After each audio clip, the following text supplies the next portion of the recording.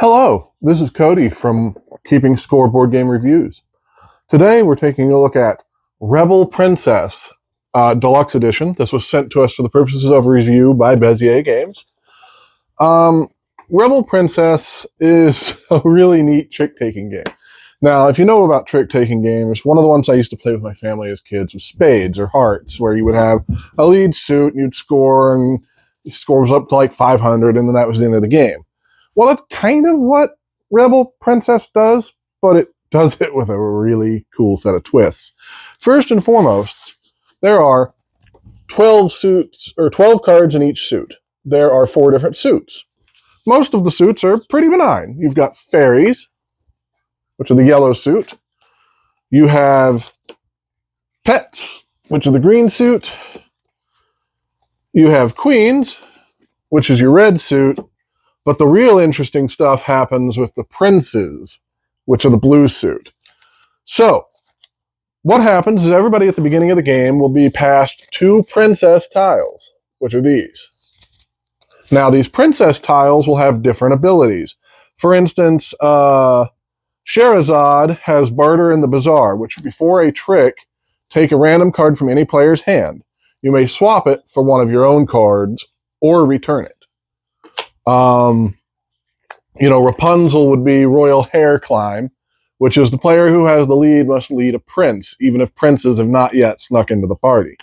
Now that power brings about how the princes work. So you're allowed to lead with any suit, be it green, red, yellow, any of those 3 suits. The highest card of that suit by the end of the round wins that trick. And you're going to do this for 5 rounds. Now, each round has players getting equal number cards from the deck, and then you play through the round until everybody's out of cards, and then you score the tricks. The twists come in. The princes aren't allowed at this party. So if you don't have the proper card to follow the lead suit, you can play any suit to fill it in, and that's called going void. That card doesn't affect the round. You don't score that round. Now, princes, on the other hand, if you have no other option or if you want to make things interesting, you're going to put a prince down when you can't follow the lead suit. Or if something else tells you must. So the princes are proposing to the princesses. And the idea of the game is to have the least propositions from the princes. There's a couple ways to do that. You can dodge scoring princes, things like that. There's also a secret prince. The secret prince is the number 8 of pets. And you guessed it, it's the frog prince. He counts as 5 proposals. So if somebody sneaks a frog prince to you, ouch. However, don't lose hope, because if you manage to get all of the princes in the round, you're called the Rebel Princess, and you get negative 10 points. And the less proposals, the better. So if you're going to the negatives on proposals, that's fantastic. You also will have, every round, different tarot-sized cards that change the round. For instance, the one I just showed you is called Pet's Revenge. At the beginning of the round, you're going to pass 1 card to your left and to your right. And every other player is going to do the exact same thing. You're going to do this simultaneously so nobody knows what they're getting passed. There's other ones that tell you to pass 1 card to the right and always be the bridesmaid. The second highest card of the lead suit wins the trick. So that changes the whole round. The fox I showed you just a minute ago, pet cards also score 1 proposal, and the frog scores 6. That'll make you regret playing the green ones if you have to. I mean, each one of these tarot cards is absolutely great and game-changing and wonderful. There are some with darker backs, and those darker back ones, the instruction manual does suggest you play those as the last round, because what they do is some really messy stuff, like arranged marriage. If you have no tricks at the end of the round, you receive 5 proposals. Great, I didn't do anything wrong, but now I've got 5 points that I don't want. It's easy to keep track of. It comes with a round tracker sheet. The art is great and funny, as you can see by the cover of the box. There is an expansion for this, which I hope to take a look at some point. And then they've also got Zombie Princess, I think, came out around Halloween, which I'd also love to see. I'm sure it's great too. You know, from the point of view of the game, the cards are nice. They're linen finished. The box is pretty and it's nice and it's small.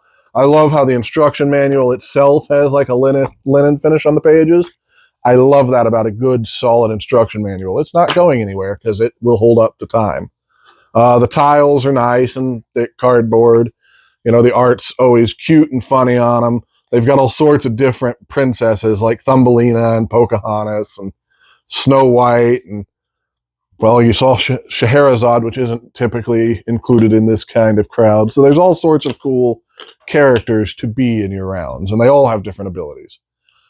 You know, we played this a couple of times, and so far I really like it. I want to play it a few more times just because I'm enjoying myself with it. This is one of the most fun trick-taking games I can remember playing in recent memory.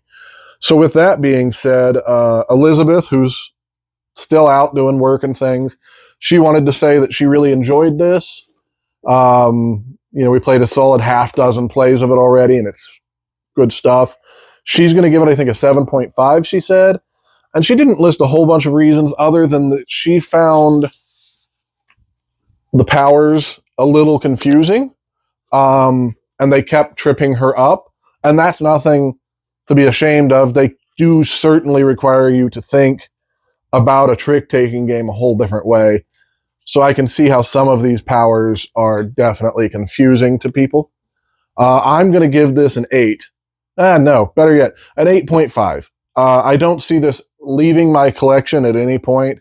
I think this will be something I can always bring to a family get-together. It plays, you know, up to 6 players. Minimum is 3. That's pretty typical for a trick taker. Definitely an 8.5 from me.